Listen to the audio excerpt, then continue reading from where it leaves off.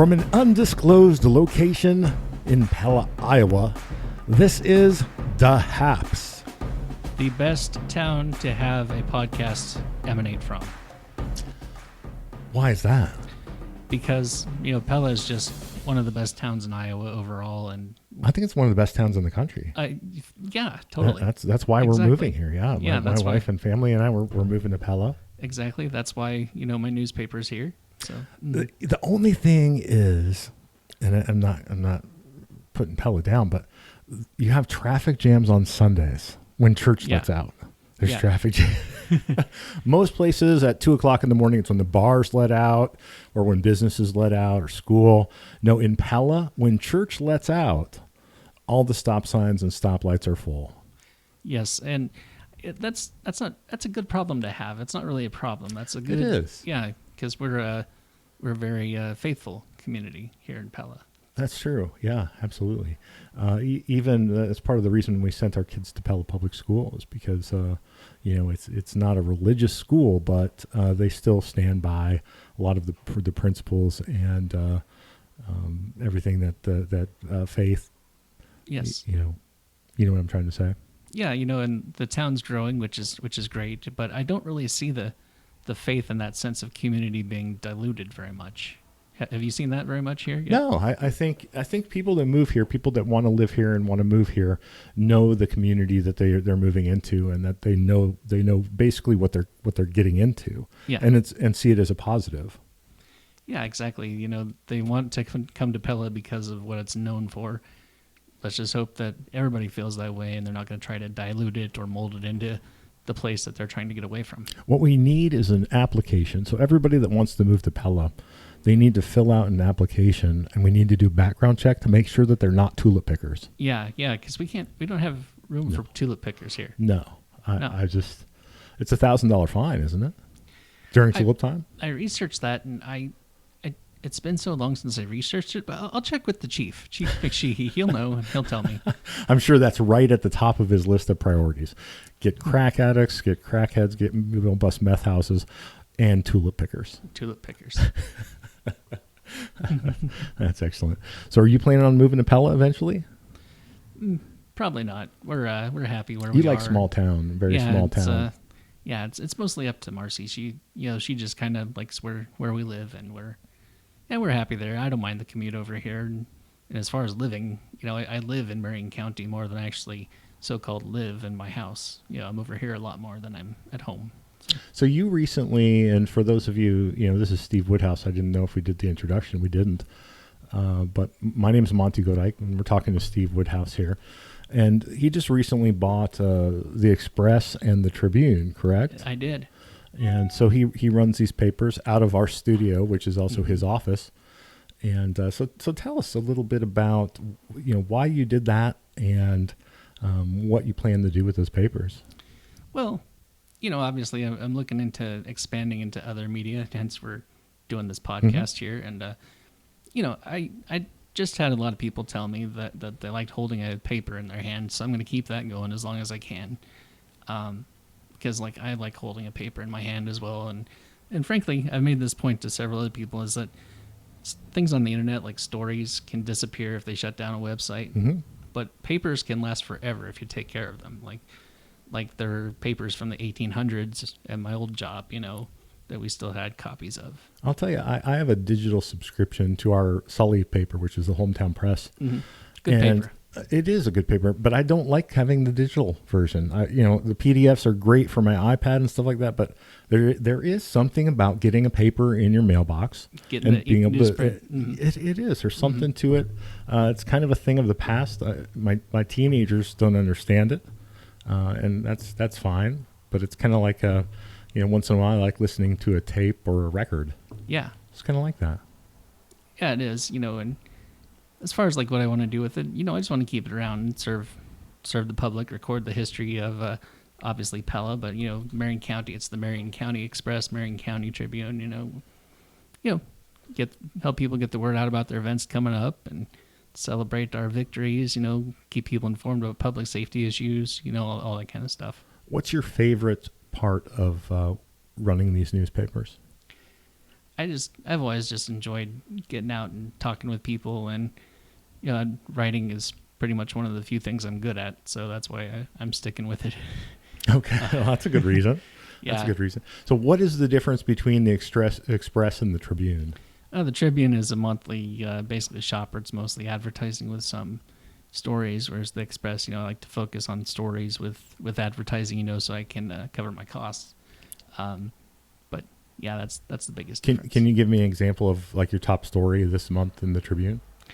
In the Tribune, we're gonna do some stuff like our next Tribune comes out right before FFA week, so I'm gonna try to have some good stuff about the FFA chapters around the county. Okay. Mm-hmm. And just happens to be we're recording an episode with kids from the FFA from Pella Public today with teacher Jacob Bowers, Madeline Schroeder, and Drake Groover, and those guys. We'll let them tell their experience, but so it kind of goes along with that. It does. FFA. There are all the FFA chapters around the county are doing good things, and I just don't know if we celebrate them enough or realize how much work goes into what they do. What is, and this, you might not know the answer, maybe this is something for Jacob, but just for myself, FFA, what is their goal? Is their goal to get young people interested in farming and agriculture? I think so, but FFA can usually be more than that, like interview skills and presentation skills, things of that nature. You can kind of do pretty much anything with FFA. Okay, that's interesting. And how about the Express? What kind of stuff would people find in the Express? Well, I like to make it more than just government, but obviously, your city councils, your board of supervisors, county government, and sports. We have plenty of sports. We have the greatest sports writer in Marion County, Perry Bell, and just fun features. And Ann Visser is good about finding us some good features over here in Pella as far as like interesting people doing interesting things, that kind of stuff. Have you thought about bringing any of those people on the podcast? I have. Okay. Anything good you want to divulge? Well, not off the top of my head. I know there was a group that worked with some Afghan refugees in, I believe it was Michigan. Been a few weeks since I read the story, but yeah, Ann did a great job interviewing those people and writing a story. They were kind of limited on what they could tell about working with the Afghans for some reason, but okay, yeah, no, that's fair enough. Hey, let's take a break real quick, and then we'll be back right after this. Welcome back, everybody. We're here with Pella Christian Boys head coach J.D. Boer and Pella head coach Derek Schulte. So welcome, fellas. Thanks for joining us today. Yeah, thank you. Happy to be here. Hey, we appreciate you having us. Exactly. You guys have had good seasons. I mean, you've had better. Well, we'll be honest, right, Derek? So, but tell us, what do you think about your seeding meeting coming up? Are you pretty confident that you're still going to get a good seed? Yeah, it's going to be very competitive. There's no doubt when we have 4 of the top 9 teams per BC Moore in our sub-state that it can go a lot of different ways. And at the end of the day, whether we get a 1 or 2 and get a host or you end up going on the road, the path is going to be similar. And so we just got to focus on us, make sure we are ready to play come tournament time, and just be excited for the opportunity that's ahead. And so that's our focus at this point. And how about you, JD? How are things looking for Pella Christian? Yeah, we're excited about it. It's been a fun year. We've had some really good highs, some low lows, and that's just the way these seasons always go. But we like where we're at right now. We just had a nice weekend here with a couple wins on Friday and Saturday, and hoping to just keep it rolling heading into the postseason. Now's the time you want to be playing your best basketball. Hopefully we got better basketball ahead of us. You're always hoping that we can keep finding little ways to improve. But we're excited to get to that point, and obviously got one more week of regular season left before the postseason kicks off. And I know you guys play each other here Thursday night, the 10th, so I won't bother asking what your predictions are for that. What I would predict is it's going to be a really good basketball game. You got two good teams that have really competed hard this year, and this battle always is a tough one. We got a ton of respect for PC and their coaching staff, and it'll be an excellent atmosphere on Thursday night.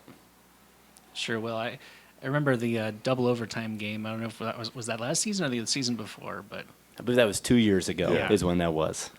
Yeah, that was fabulous. That was one of the best basketball games I've ever seen. So I don't know if I felt that way at the end of that one. That was before I got here, so no comment. But, I mean, it's true, right? I mean, it's always kind of a fun game, and the guys know each other so well, right? That's what's always kind of interesting is there's certainly a rivalry extent to it, but a lot of these guys are great friends, too. Yeah. So we kind of do our scouting report, and sometimes it's like, you guys know more than I do. Like, I don't really have to tell you anything you don't already know. So that'll be a fun game for us. It will be. I'm looking forward to checking that out. And how about you, Monty? Are you going to be shooting that one? Yeah.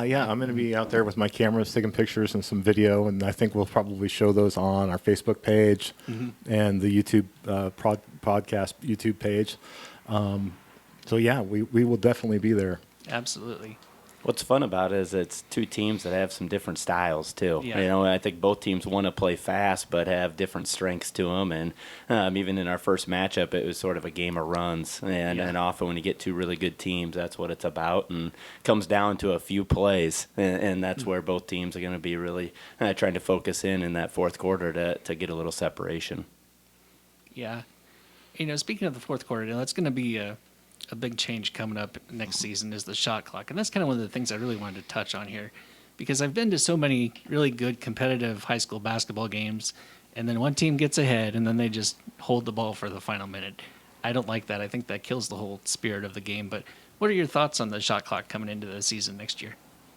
Excited about it. I think,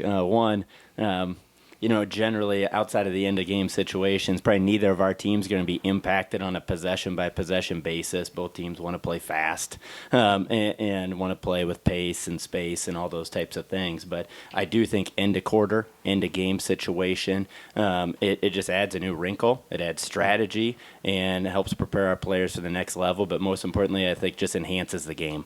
And so as coaches, it's exciting. And it's going to be a fun summer of prepping our guys of how to handle those situations because I think it'll have a big impact on next year's season. Yeah, I'm really excited about it. I'm thrilled, to be honest with you. I mean, you look at, it's a short game. 32 minutes is not very long, right? No. Compared to a college game, which is 40 minutes. 32 goes by in a hurry. And the reality is come postseason time, most of these games are 27-minute long games, right? Because the last 5 minutes, whoever has the lead is going to be holding the ball. Yeah. So I think it allows these guys, the kids, to have more, to play more, right? To play in a more competitive environment. And I think the better teams will end up winning more games, because sometimes you just fall behind and it's so hard to come back. I know we've been in that spot a lot this year where we kind of made a run and then somebody gets us early in the fourth quarter and we just struggle because, there's good teams that are able to find ways to hold the ball and, credit to them. But the other thing is I think you can get a little more creative with what you're doing, really on both ends of the floor, but especially on the defensive end. Just this week, we've been playing a lot of zone, which is good for our team. It works a lot, but teams are just having these terribly long possessions, and that's what they're doing, and I can't blame them for it, but it feels like, man, it'd be a lot different if there was a shot clock, right? And teams had to keep trying to run offense rather than just holding it and taking forever to find the right shot. So I'm looking forward to that. And it'll be a really good change and a good thing for our game. I think just piggybacking on that, I'm not sure we're going to see scoring go up because I think good defensive teams like PC are going to make things tough with their length and so on at the end of shot clock. But I do think it's going to just be a better game to watch and play in as a result of it. And, you're going to see some strategies filter down from both NBA college level to the high school level. And you start looking at into quarter 2-for-1 situations and all these types of things. Won't be shocked if you see teams changing defenses throughout or just using presses to slow people down. So, it's going to be interesting across the league, get used to coaching styles and what teams do. I think next year there could be some tweaks that teams make just based on this change. Yeah, I know as a fan, seeing the kids, out there like doing more than just throwing the ball around, it's much more fun. And like I say, I can't remember the specific game, but it was at Wells Fargo, and like the final minute they just passed the ball around. It's like, no, that's not what you're meant to get to this stage for, man. It's play, I just think back to and credit Norwalk when they won the state title. They had Bowen Born. Felt like if they had the lead with 3 minutes to go, we weren't getting the ball away from him, and he's going to go shoot 85-90% from the line.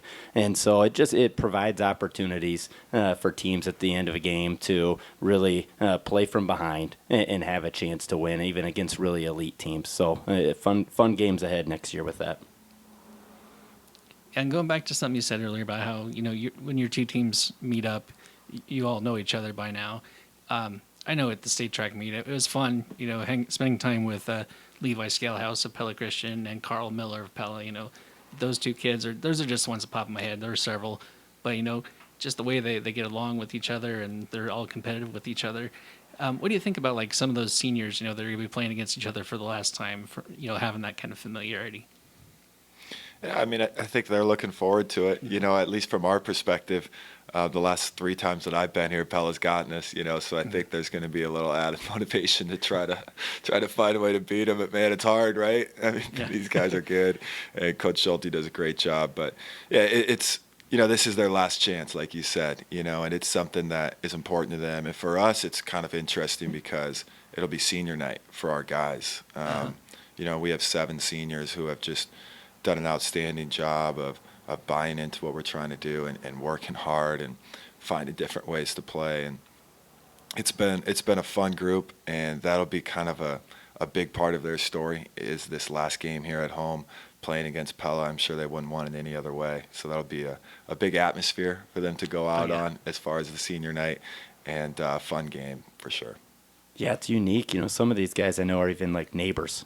Grew up playing against each other in the driveway and so on. So, we talk about a rivalry, but it's just really great competition. 2 teams, 2 schools, and a community that really supports basketball and high-level basketball at that. And so it does bring unique pieces because, as Coach said earlier, both teams really know the other team well. And so oftentimes in a game like this, you look at a lot of things, but it really comes down to execution and how these guys play, and sometimes make tough shots because nothing comes easy in a game where everybody knows each other. But we assumed it was senior night. We're not thrilled about that piece, right? That's that extra motivation. But, our seniors, it's their last opportunity too. And so we start 5 of them. And, I think both schools relish the opportunity to play in an atmosphere that many schools across the state would love to be a part of, right? And so we're looking forward to Thursday night, and it should be a great game. And I think one of the best things about this rivalry is after Thursday night, we don't see each other in the postseason. And so that's actually really nice as we just move on to our own classes, and you move forward and have a focus down the stretch where both teams can support each other, root for the Little Hawkeye Conference, and go from there. All right, thanks, guys. Let's take a break, and we'll be right back after this. Welcome back to the Haps. We've got Derek Schulte and JD. I forgot your last name. Boer. Yeah. Oh my gosh. It happens. Yeah. It's all right.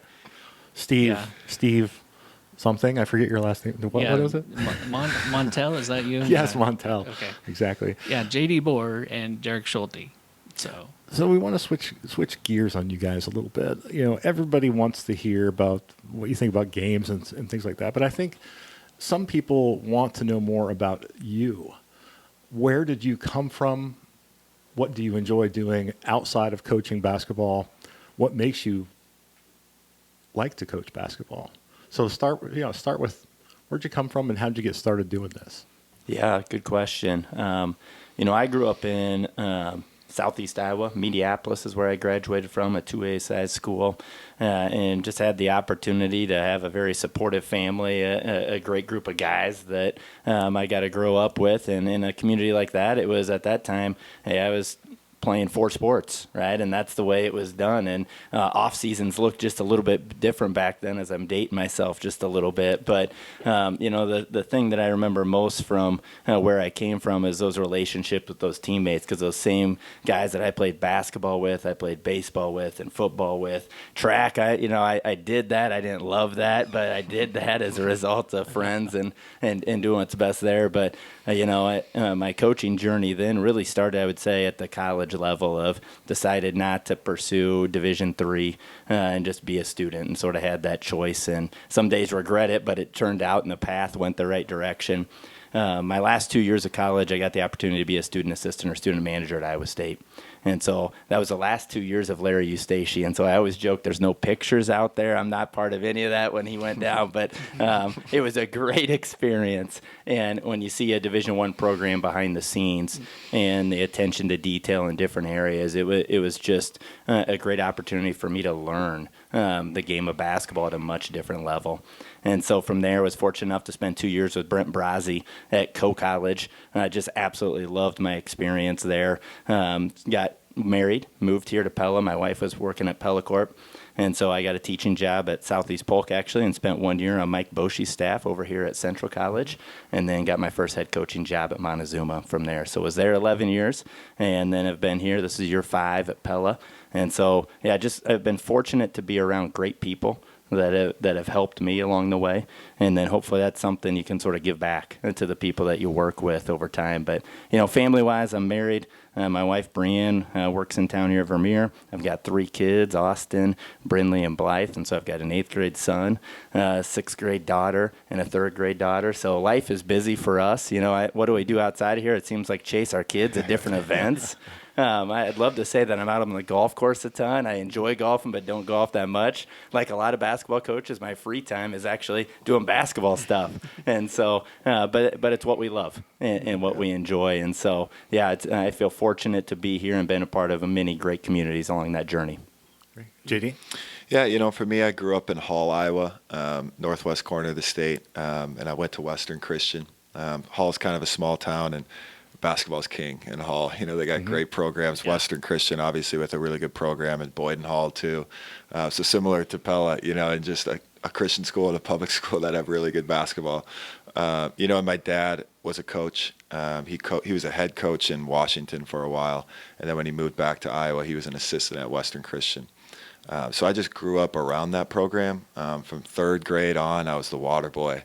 I didn't miss a game. I mean, it was the most important thing in the world to me to show up there on Tuesdays and Friday nights. And, man, getting those guys the water felt like the most important job in the world to me, but I loved it. I loved being a part of it and going to those practices and being around it. And I guess that's kind of where my love for the game, my love for athletics started. And, to be honest with you, when it comes to, being a coach, that's all I ever wanted to be. I just seen a guy like Jim Ekoff and my dad and Bill Harmson and some of the coaches that I had in high school and other sports, like Travis Koima.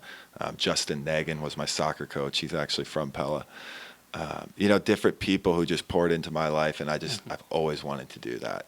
So that was kind of a no-brainer for me that I was going to coach someday, and ended up, having a nice high school career playing basketball and football and soccer, and just loved all those sports and loved playing with those guys, and had a chance to go on and play at Dordt College, now university, and a bunch of my family went there. So my mom and dad went there and met there, actually. Also. There you go. Yep. Love it. So that was great for me, and I got to play some basketball there for Coach Ross Dauma, which is an awesome experience for me, and we had some really good teams. My first couple of years, last couple of years struggled a little bit, but enjoyed that experience, met some of my best friends through that, so that was great. And met my wife at Dordt, Erica, and we got married after school. We went, we really just wanted to get away after that. We had kind of I'd lived most of my life in Northwest Iowa, and we were excited, let's go find somewhere else to, let's see what else is out there. So we were both applying for jobs literally all across the country, just seeing what would come up. And, the Lord is good, and the way it worked out, we ended up moving to Phoenix, Arizona. And I was coaching and teaching at Valley Christian High School. And one of the really cool things about that is the head coach at Valley Christian in Chandler, Arizona, is Greg Hogsma, who's a Pella Christian graduate. Is that Vern Hogsma's son? Yes, yeah, it is. Okay, yeah.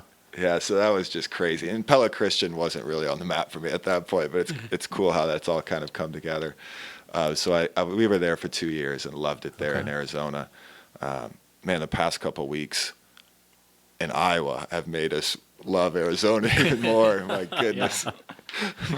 We keep asking ourselves, wow, what are we doing here? No, we love it here, but we wanted to get involved in some different things, so I ended up going back to Dort, and I was a graduate assistant for Brian Van Haften for 2 years after that, which was a tremendous experience for me. Brian Van Haften, a Pella high school graduate, so I don't know what's going on. All these Pella guys, they're everywhere, man. It's great. And spent 2 years there and had an awesome experience there. And then ended up getting a job here at Pella Christian in the midst of all the COVID stuff. Is when it was just starting that I got the job. So that was pretty wild. But yeah, we're really happy to be here. And it's just cool to, as I talk about that journey, to just look back at the way that the Lord has worked in our lives and brought us here. And we're so happy to be here. And my wife and I have 2 kids. AJ, our oldest daughter, is 2. Nazareth, he's about 8 months now, so we're not quite chasing him around yet. The cat still feels busy. You go home and you're on duty, man. You're trying to hound these kids and get them away from each other because Nazareth just keeps attacking the other one, but it's so much fun. We love it. And we love being here at Pella. And as far as hobbies, I guess Derek kind of said it. We love basketball. That's why we do what we do. So that takes up a lot of our time, but it's a lot of fun.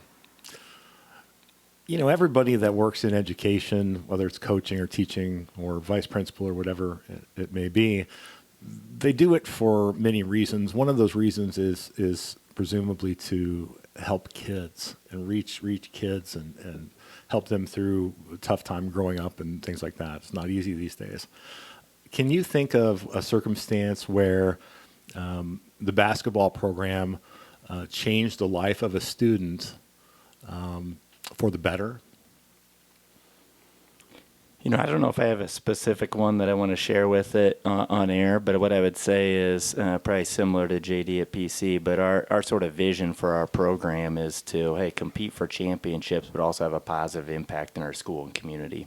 And so it's something that we really strive in our program, to be able to do both, to be highly competitive on the floor, but to have kids that can use their platform to invest, to impact others. And that's what we're trying to do as coaches. That's what we're trying to do in education in whatever role we play. And so, I think some of the biggest impact you can have is some of the small things that we do daily. And so we really just talked to our guys about that. Booster Club tournament was yesterday, and I got a picture sent to me of Carl Miller watching a 4th grade team. That wasn't anything to do with me. It had everything to do with just, somebody talking to him going a day after a senior night where we lost a tough one in overtime, and him showing up and doing that type of thing. I know Parker Elder organized some guys to go watch our middle school, our 7th grade team the other day. And just those little things where ultimately they can see them in a different light and different lens. Obviously, we do the Coaches vs. Cancer stuff. We do a joint piece with PC for the Pella Backpack program, but those are all just examples of how can we give back to a community that supports us so well. So I don't know if I have that one example, but there's probably a lot of little ones where our hope is that it made a small impact in their lives and just a positive difference. Yeah, I think that's very well said. And I would just add that, the impact, the life-changing aspect of it often comes in relationships. And sometimes it's a coach to player relationship, and both of us work on that really hard, right? We're relationship driven, that we want to develop those relationships with those kids. But sometimes it's just going through these long seasons with your teammates, and Coach mentioned that as he was walking through kind of his journey, that it was about those relationships that he built with his teammates. And I think basketball presents an awesome opportunity to grow as an individual, but also come together as a team and build this brotherhood. And, hopefully it's one of those things that 20, 30 years down the road, you can see your teammate and you still have that connection, right? Because you were on the same team and you went through some tough things and you had some great experiences and just true emotions that come out. We struggle with that in our society of truly being emotional. And sometimes sports like basketball are ways that bring that about, and going through it with other young men, I think, is a fun opportunity, and it's a great way for kids to grow. Yeah, I've heard a lot of football coaches say that before. They like to. It's not just about the game where they're building young men, and obviously basketball can do that as well. Trying to turn everybody into, from boys to men. And as far as like those relationships, a while back I was at Knoxville and they had their Hall of Fame induction, and Doug Wilson, who played like in the 50s, I believe, he still remembers details about his teammates, about different games and stuff. And so that's never going to go away. So that's a pretty big responsibility on you guys to kind of form those deep memories that these guys are going to keep with them forever. Does that make you? Does that ever hit you that those kind of memories are going to stick with them forever? Yeah, I think for sure. I think about it sometimes with just like, sometimes you get in the grind of a season and it's really hard, right? And you're struggling with that. And then you got to remember that, like you said, like, for us as coaches, hopefully we're going to do this for a while, but this is their one chance to do it, and even sometimes after, I get disappointed after a loss like any coach would, and after a win, it's like, you know what? Let's enjoy this one, right? Because you just gotta enjoy that memory and make those memories with those kids. So certainly that's an aspect of it that's really important for us. Yeah, and you think about some of these locker room situations that you have as a team, it's unlike anything else. And so you get to experience some of the highest of highs, and we got to go through that last year. But you have those in just little ways throughout the season. But you also experience some of the hardest things together. And I think that last word I said, together, is something that we just really preach, is that, hey, win or lose, this group is going to stick together. And we're going to try to help each other through that process. This league that we play in will humble you. Right, Yes, it is an amazing league that has great teams, 4A through 2A, and you look at resumes through a season and so on, but there's going to be ups and downs, and we knew that heading into this season. And it's more about how you respond to it, how you use it to prepare and move forward. And so, we relish that opportunity to try to look at it bigger picture than just that one game on that one night. Is what can we do to get better here? But then also in life, we face the same things, the same challenges, just on a different scope. And so hopefully someday some of the experiences they've had from our program, from other sports programs, fine arts, whatever it might be, can help them in their journey. Absolutely. It's just really a neat thing, to follow your journey. And, if I'm hoping that you guys both make it to Wells Fargo this year, but obviously nothing's guaranteed in life. But, what's that like too? Are you guys, do your players ever get intimidated playing in a bigger arena like that at all? What I'll say is this: I don't know about the bigger arena. It's different, right? When we got there, we didn't do any of the Hoosiers thing and pull out the tape measure or anything like that. But I'll say we've made it the last 2 years. 2 years ago, it was a short trip, and just truthfully, we didn't play great. Now, I think that had a lot to do with the length of the opponent we played that had like 3 guys 6'7" and above with it. But there's no doubt we didn't shoot it as well. And actually, even last year, even with the run we made, if you'd actually look at our statistics, we didn't go down there and light it up offensively, even though that was probably what we were known for. It was more on the defensive end. So I do think the big arena impacts play. I think as much as anything, the high level of competition and other athletes that are on the floor also impact it. And so I think you got to be ready to win multiple ways and have that hard hat and that defensive mentality there, and then let the offense sort of be generated from that defense is what we've learned from it. Mm-hmm. Yeah, and I have some experiences as a player, and I didn't think it was such a big deal, but as a coach, I really haven't had many. We played at the Well earlier this year. We played Des Moines Christian, which was a great experience for our guys. Unfortunately, we did not play very well. So hopefully we just got that out of our system a little bit, and now hopefully we can find a way to get back there. But, it's fun to play in a big arena like that. And you know what? The state of Iowa just does an outstanding job with our tournament. Absolutely. Our state tournament is phenomenal. And I don't know, we always try to poke holes in things and say, oh, we could do this better, we could do that better. But when you look around the country and you look at the way that it's done, the state of Iowa does it's a phenomenal experience for the guys. And, hopefully looking forward to finding a way to get there this year and maybe in some years to come. So, all right. If you could look back 5 years ago, what would you tell your 5-year-old self, or yourself 5 years ago, from what you've learned in the last 5 years? That's a great question. This is my 5th year at Pella. And so, I think it was an interesting transition where I was one place for 11 years as a head coach at Montezuma. And I think there's some similarities in terms of two very supportive communities, places that love basketball.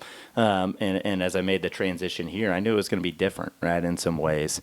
And I think quickly in that first year, I learned fast of the competition level and the depth of this league and so on. But, I think more than anything is sometimes in those difficult years, you can get caught up in those losses and getting away from why we truly do this, which is impact. And I know there's great books out there that, the score takes care of itself and all those types of things, but there's truth to that. I think, if we build what we talk about as a championship culture and we do things the right way, we keep getting better throughout the season. I'm confident even in this year where we face some adversity that the best is yet to come for us. And so I think we've got to be able to set that vision for our team and not be the ones that sometimes get sucked back into, the last 2 weeks, this is how we've played. No, here's what's ahead and here's what the adjustments we need to do to be the best team we can be. And so, that's what I would say is that piece of just making sure as a coach that we set that vision for what's ahead, because I think your team responds to how we lead.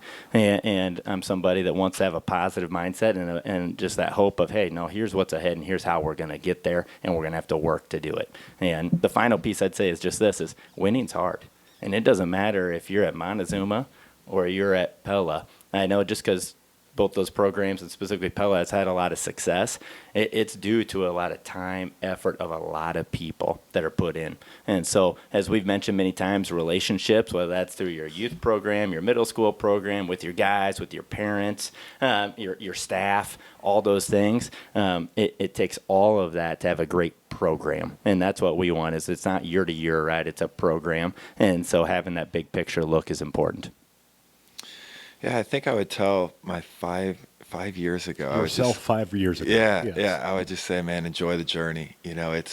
I've bounced around a little bit in the past 5 years and met some great people and some great mentors of mine. And, I love those guys and I love the people that I've gotten to interact with. And, sometimes it feels a long time ago, 5 years isn't that long ago, and those guys are just a phone call away. But to enjoy the journey and to just have a growth mindset to learn. When I was 5 years ago, I was really just starting in my coaching journey, and I remember going to some places and going, man, why on earth would you do it that way? Like I had this thing figured out. And then you begin to realize, there's a lot of different ways to do it. Mm-hmm. And, as far as basketball, there's a lot of different ways to go about it and different ways to teach it, and just be open to those things and learn from those people. And, like I said, just develop those relationships, because that's a lot of what this is about, and it's, even for us as coaches, it's fun to talk to each other and to learn and grow, because sometimes I'm learning as a head coach. This is my second year. Sometimes it's a lonely place being a head coach, when you have some guys in your corner that you can talk to. It's really, really a great thing for your growth. Okay. Well, we got any more we want to talk about today? I know we have to let Derek go and get his number one seeding there. And easy pass for Pella to get to the state tournament, we hope so. Why? So Thursday night, you guys are going head to head at Pella Christian, right? Yeah. Okay. Do you expect a big turnout? I mean, why? Oh, yeah. How can the community come and support you guys? What's the best way? I think just be there, cheer loud, enjoy it. Like I said, cheer for the guys, not against the other team. Don't worry so much about the officials. I mean, those things take care of themselves a little bit. Derek and I will worry about the officials. That's right. We'll take care of that piece. But I just love the support that we have. And you know what else is really cool, and I'll just add this, is that both of our programs have like Derek said, there's so many people that work behind the scenes, and to support them, like our youth coaches and our freshman JV coaches and the girls teams. And there's so many people. And one of the really cool things with COVID is that we have these live streams going on. Mm-hmm. And both of our programs just do an outstanding job of putting forth an awesome live stream. And obviously the KNA, KRLS guys do an awesome job. So that's been kind of a cool thing. So if you can't make it, go online to YouTube and find that game and just enjoy enjoy a good basketball game. That's what we're hoping for. And both teams actually stream live on YouTube, correct? Yeah, so there'll be definitely. 2 streams Thursday night, and plus you can listen to it on KNIA Careless on the radio as well. So, I just always think that it feels like the past couple of years, you start that game, it's a packed house. Student sections are both jumping, yelling, and you just for a second there look around and say, pretty cool experience, right? We're lucky. Yeah. Right, now let's go take advantage of it, and we hope both teams play at a high level, and you just get to see an excellent basketball game. Right, is what we want, and both teams are going to compete like crazy and let the chips fall where they go. But that's one of the things I just remember from the past couple is you just look around at the beginning of these big games in a packed gym, and we just always remind our guys it's not this way everywhere. Right, so enjoy the moment and have some fun tonight. That is such a positive feeling at the Pella and Pella Christian games both. I mean, you don't have the negativity. You don't have people yelling horrible things and things like that. So, yeah, it's a very positive experience from my experience with it. So, well, I'll just leave my comments about the officials to myself. So I've caught myself yelling at them a few times. So It happens. I'm out there shooting pictures, and I'm like, so I hear the officials make this call, and I'm like looking at my camera. I'm like, I don't think that was a right call right there. But then again, I can't really show them the picture and correct them either. But I've been tempted a few times. yeah, it's very easy to get wrapped up into your games as well. For Pella and Pella Christian, we big fans of those kids because you guys have great kids. All these years I've been covering Pella sports. It's just a bunch of great kids, great attitudes, always willing to talk with you after the games. See, I'm torn because I went to Pella Christian, graduated from Pella Christian in '92, but all my kids go to Pella. Sure. And I work for Pella School. So it's like, who am I going to cheer for Thursday night? I really don't know. Maybe both, I guess. There you go. There you go. Let's have a good game, right? Yeah, that's what we want. And as you mentioned, I just want to hit on it of what you said about the guys in both programs. Absolutely. Is just we're thankful, right? Why we get in coaching is to invest and impact others, and then we also love the game. And I think I just look in our locker room, and I know Coach feels the same way, and feel like, boy, we got guys that work hard, want to do it the right way. We're not going to be perfect every single night out. Not every reaction's exactly the way we want. But at the end of the day, these guys got good hearts. They care about each other, and they want to give their absolute best for their school. We're lucky to have them. And I hope that both teams get to showcase that Thursday night. Yeah, it's all about sportsmanship at the high school level, especially here in Pella and Marion County. Just a lot of great sportsmanship. Well, Coach J.D. Boer and Coach Derek Schulte, thank you both for being on the Haps today. Appreciate it. Appreciate your time coming out. Yeah, thanks for having this. A cool idea. Great that we got to be here on the first one together. That's right. Like I said, ton of respect for Coach, and we look forward to hopefully doing this again sometime in the future. Absolutely. Yeah. We'll see you Thursday. We'll see you Thursday night. Sounds great.